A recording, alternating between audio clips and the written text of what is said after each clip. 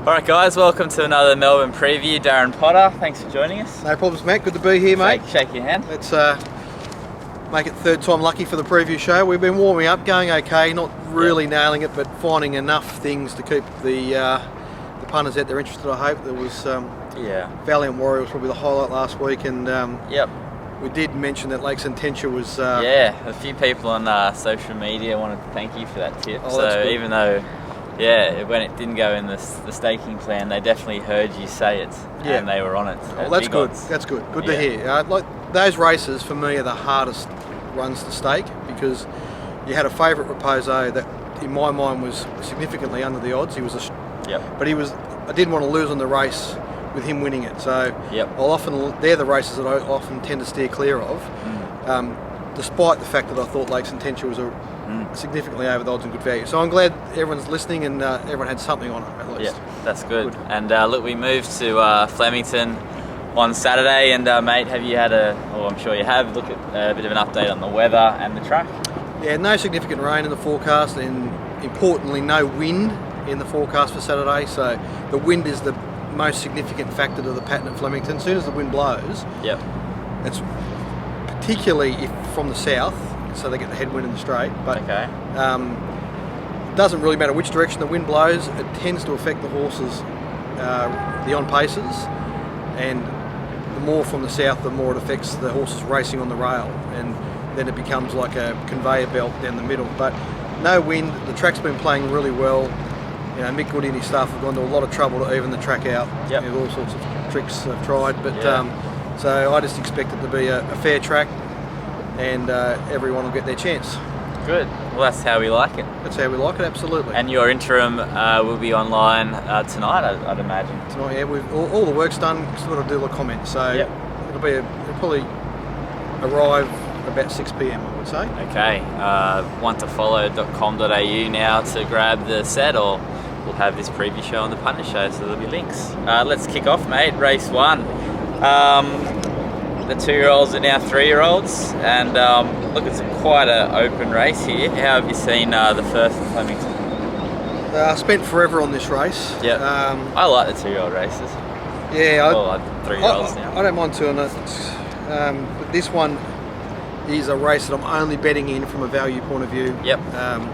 This is like the pub with no beer. This is the race without form. Okay. The main feed, I suppose, would have been the Caulfield race that Stasi won. There's 3 coming through that race.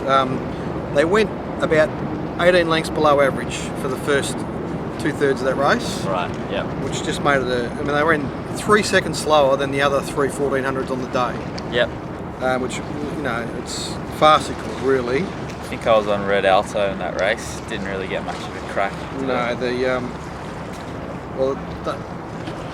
Greddington looks to the eye a terrible run. But we backed Greddington at value, a small bet in that race, but he ran the fastest last 200 of the race. They only raced for about 400 metres of the race, so it's a completely meaningless. So I think if you're looking at the 3 horses through that form feed, you're better off paying attention to the SPs and ignoring the finishing positions. So on that basis, I think Greddington's represents some value. This race should be run at a more even tempo. He should get his chance to use that late power that he's got, and at double figures, he was $14 with Tats, so around that sort of price, he's worth a small play. Red Alto, again, he's double figures as well. The blinkers go back on for his 3rd start. I think he's ready to do his best now, whatever his best is. I'm not sure that he's a horse, but at double figures, I think he's of some interest. And there's a few Adelaide visitors here. Jack Say looks the best of them to me. He's got the SPs, and he's close to double figures and is of some interest. The favourite's Gold Symphony. I'm not knocking him, he's got a chance. I'm marking all 4 of those horses similar prices. So it's that kind of race, and there's other chances. So anything could happen, really. Fair enough. I didn't mind the form of Jalen. Gold Symphony obviously has that, so 3rd up to 1400. I think he's going to be in the finish somewhere. Yeah, that's fair enough. I mean, I mean, that form worked out well with Demonstrate last week, but the race Demonstrate won last week's legless as well. So it's sort of it's all really no form. And Jalan really did put a hole in them at Flemington. Yeah. And I don't think it's particular. I mean, I underestimated her, but she's a filly beating the Colts. Doesn't do much for me. I mean, Gold Symphony's got a chance. I agree. Okay.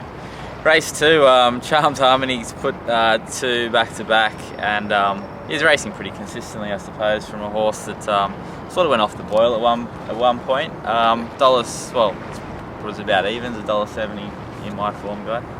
You know, they better have it. It's all gone now. Which doesn't surprise me at all. This horse is up and running.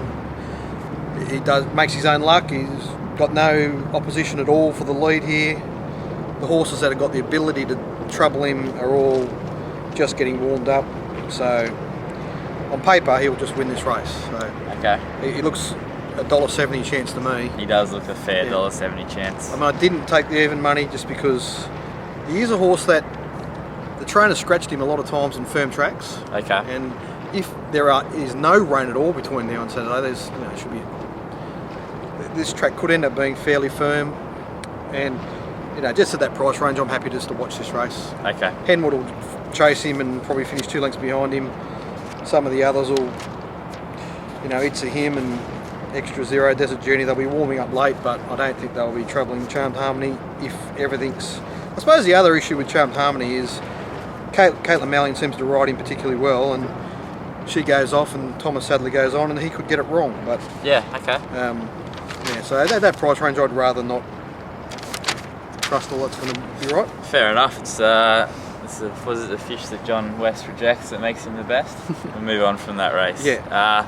Race 3, Her Story was a horse that you tipped very confidently and backed very confidently last start, and she dominates. Yeah, that was the 3-year-old fillies. Yeah. She's a 4-year-old mare now. She was carrying the 3-year-old Colts form behind Volcanic Ash and that's right. Others, so that just gave her the momentum to completely dominate the fillies. And that has she. Because the win visually was just, it was one of those wins where it was just hard held, and it was just like, wow, she's the next coming of the next coming of Saintly. You're saying it was just that she was classes above, and has she been priced fairly? In the race tomorrow, no, I think she's under the odds. Okay.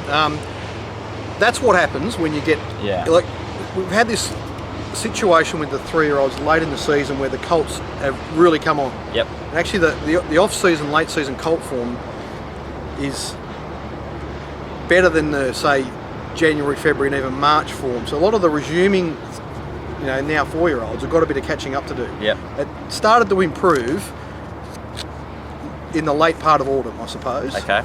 So, you had horses like Kermadec and, the Wanjina. That was really strong form. So from the time that Wanjina put those big wins down at Flemington, and Kermadec coming through that form line, won the Doncaster, and the form around that. From then on, 3-year-old Colts have been getting stronger and stronger. Yep.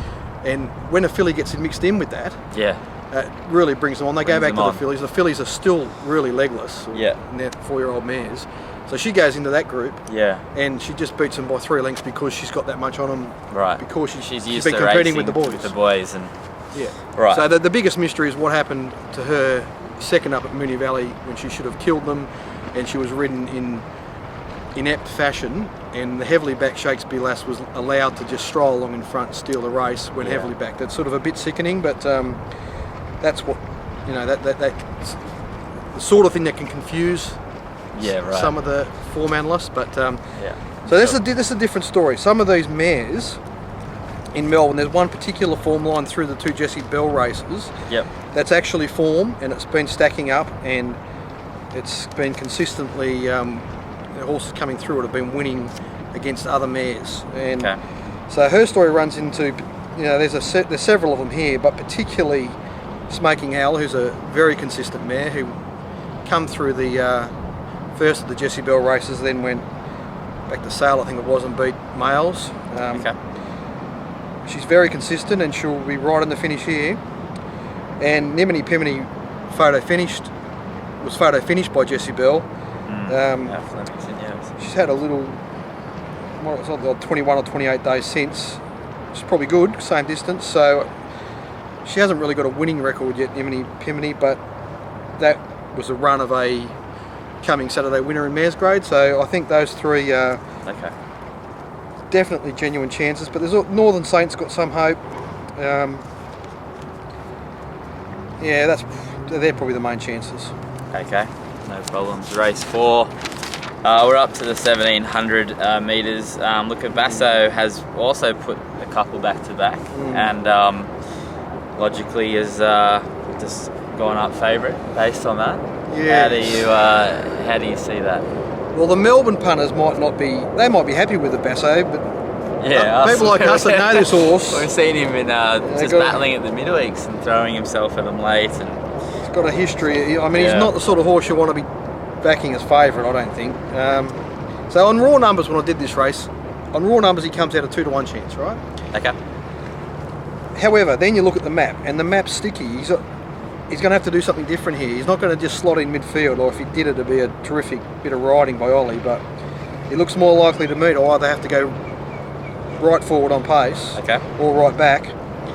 So that to me lengthens the price. And it is a Basso, and it's 1700, and the jockeys so often get the tempo wrong at this distance range.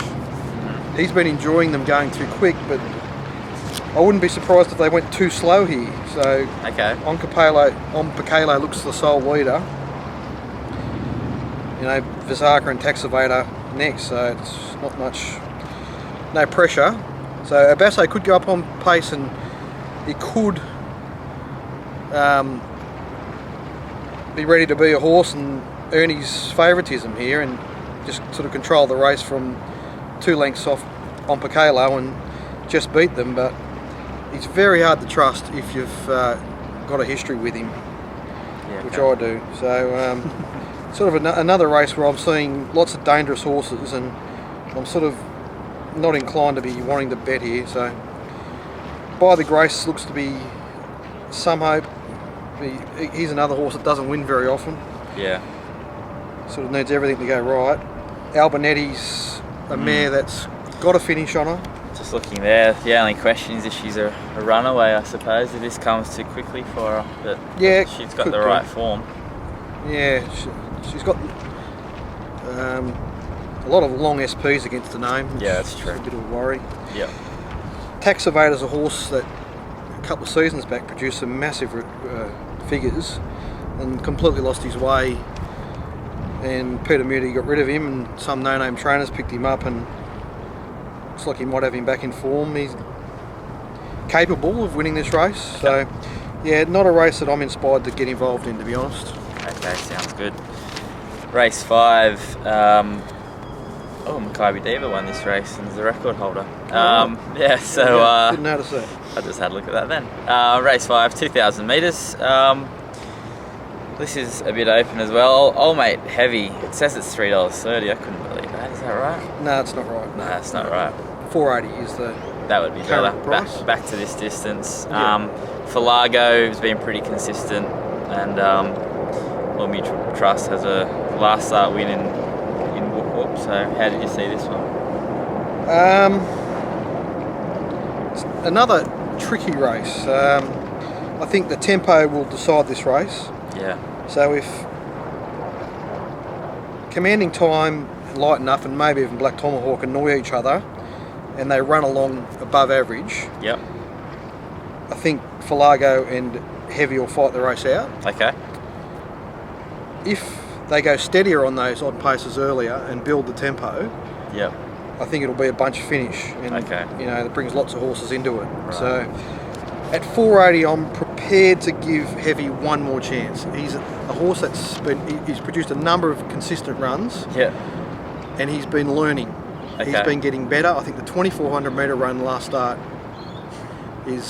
might have really ironed out some of his wrinkles. Okay. And he's a funny one, isn't he? He gets the big weight drop here, which we know the stables like, and they'll ride him a bit differently. Yeah, okay. They'll ride him a bit more competitively, and he just needs enough tempo to make it a staying race. Yep. So at $4.80, I'm prepared to take the gamble. Falago's about his price. He's a chance. Commanding Time's not really a Flemington horse, but could just keep poking along there. You know, horses like Black Tomahawk, Ginger Boy, Refulgent. I mean, Refulgent had his birthday last start. I'd be happy to oppose him. He's about 420, I think, in the market early. He's not a regular winner, and he won that race courtesy of a riderless horse that you would have sworn Brad Warilla had a remote control on that horse, like just clearing a path for him. It was incredible. Okay.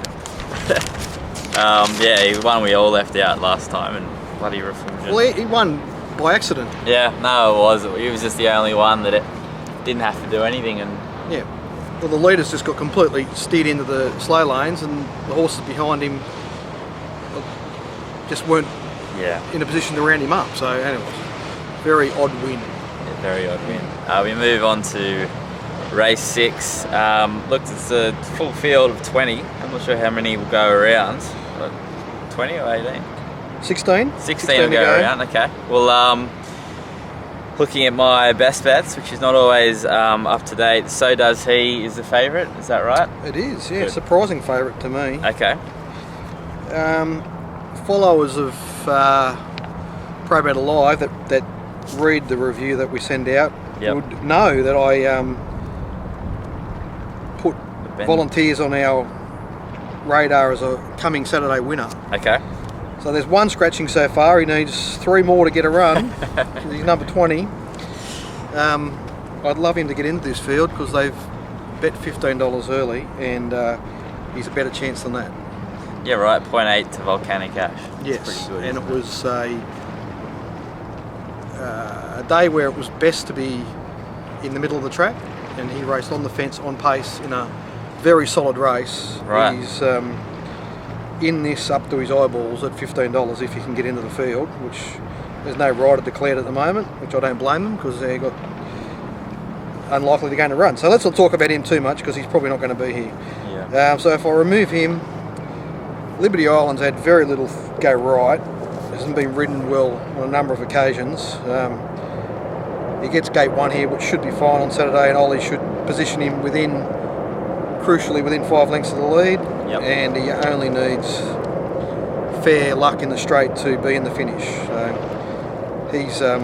he's about his right. He's $5, I think, in the early market. That's about right.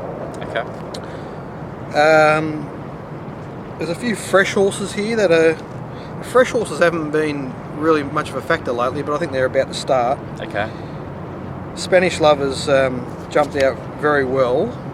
She's a mare that I've got some time for. I think she was slaughtered by Craig Williams a number of times last prep when he was in one of his little,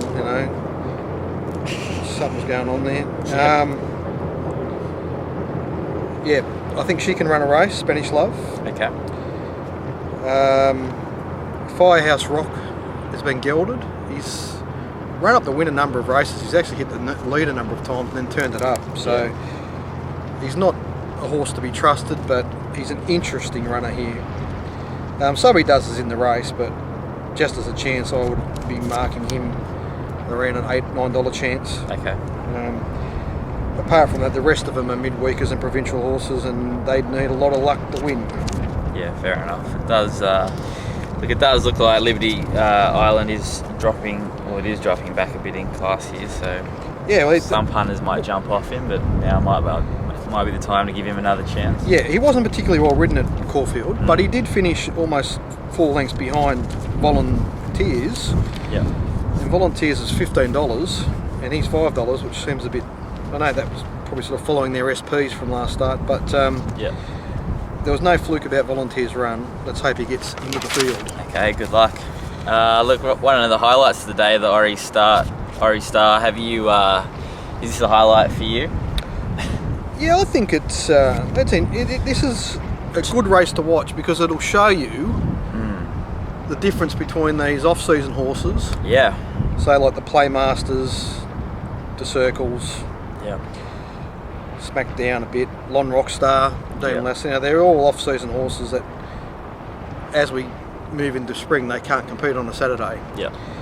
And then there's 2 horses in Shiraz and Trust in Augusta that are serious race horses, and they should put a gap in them. Okay. Really. So. Yep. Have you seen, as Trust in the Gus, has he jumped out or trialled? No, not to my knowledge. Darren Weir. Who knows? Well, he's a bit. He's really a 1400 metre horse. Yeah. Yep. He may be a miler, but yep. 1200's not his optimum. First up's not his optimum. He's a very competitive racehorse, so you can never put a pen through him. But he'll have his work cut out if Shiraz turns up here. And he was one of those horses that was running huge figures on the RSPs, and I'm sure even your stuff would have him running huge figures. And we found that a lot of those struggled to bounce back the next prep. He did get rolled just first up, and then was it a slight injury, and they sent him for a spell. Yeah, well, a bit of a let up, right? I think they just went for that race because it was the big prize money Vobers thing. But I mean, even he's in the finish. Because he's a good competitive horse, but I don't think that form will get near Shiraz. So he needs to do a lot better than that. Shiraz up and running, fit, gets a soft barrier. Yeah, I mean, I've marked Shiraz 220. I could have marked him shorter, just because it's first time down the straight. You've got to be a little bit conservative with your price. But I mean, if this race was being run at Rose Hill, he'd be $1.80 chance in my view. Okay. Where he set up his form, he's just racing in sparkling form, and he'll be too good for all of those horses. And the only one capable of chasing him is Trust in the Gust if he's fully wound up, and I doubt that he is. Okay. Has there been any market moves with Trust in the Gust? They put him. The tab put him up upside down. The tab put up. Did they? Trust in the Gust 220, I think. Shiraz 280, and they've swapped. So. Okay. The 280 was a good price. Okay. There's still a bit of 240 around, I think. Maybe Shiraz. Not.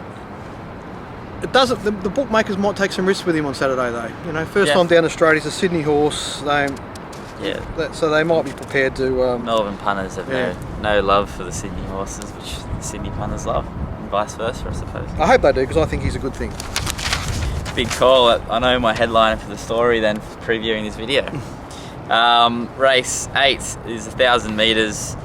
And once again, Black Caviar's the record holder of this race. Are there any Black Caviars here? Certainly not. This is a big, thick race, this one. Got a stack of chances. But I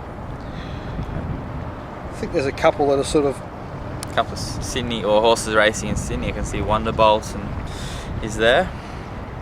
Yeah, Wonderbolt, I had a lot of trouble with Wonderbolt in this race. He is a 1,000 metre horse, but he wants a high pressure 1,000 metre race. And these 1,000 metres down the straight, they tend to sort of build. Yeah, that's true. You get a lot of horses off the beard and over racing. It gets real messy if you don't have clear running.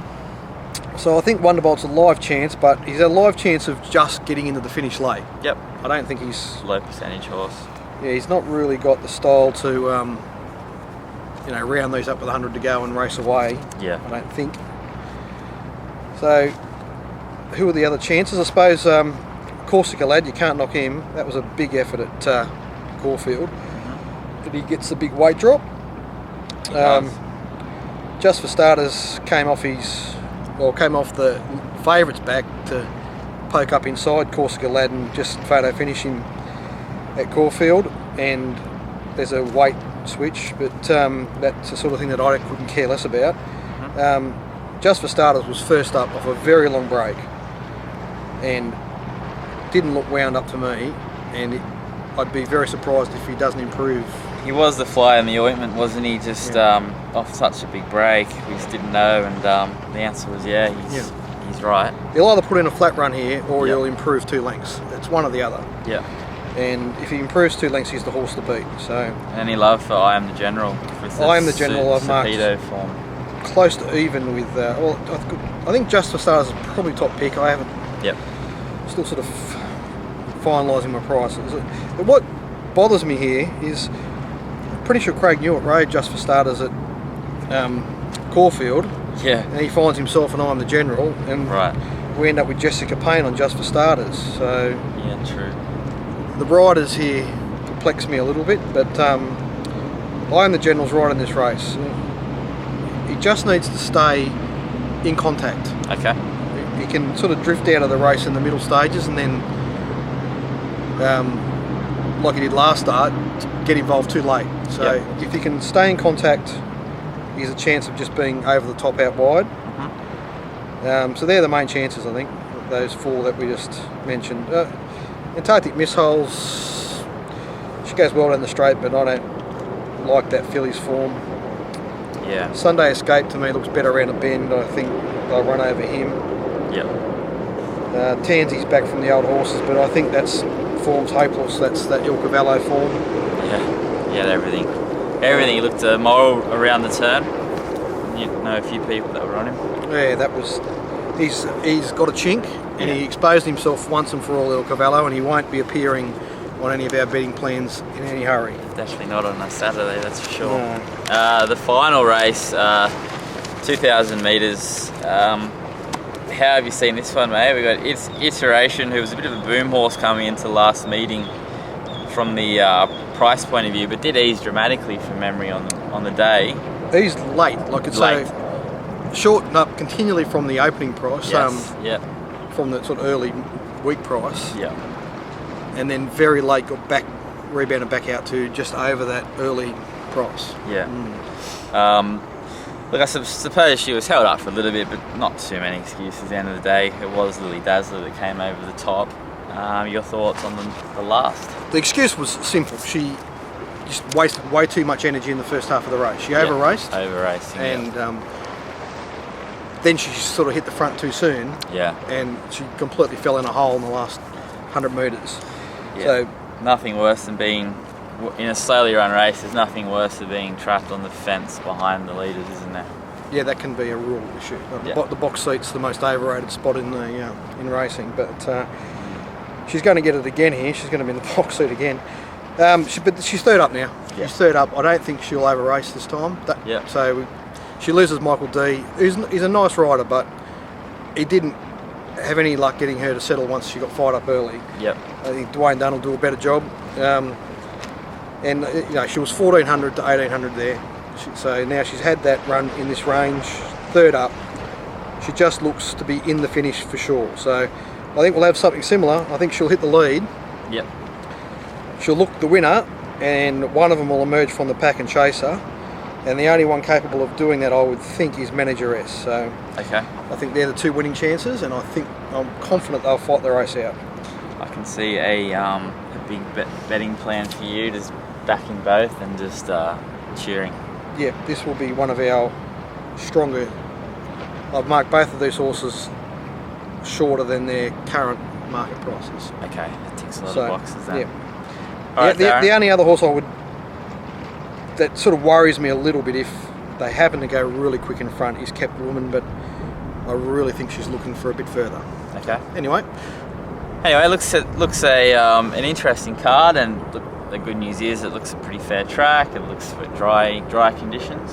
We've got a few different angles to work with. And we've got some nice horses returning. But it's starting to happen. It'll get better each week from here on in. Sounds good. And look, Darren's set will be available probably right now. So click the link in this video or on the website onetofollow.com.au or puntershow.com.au. Thanks, Daz. Thanks, mate. See you next week. See you, boys.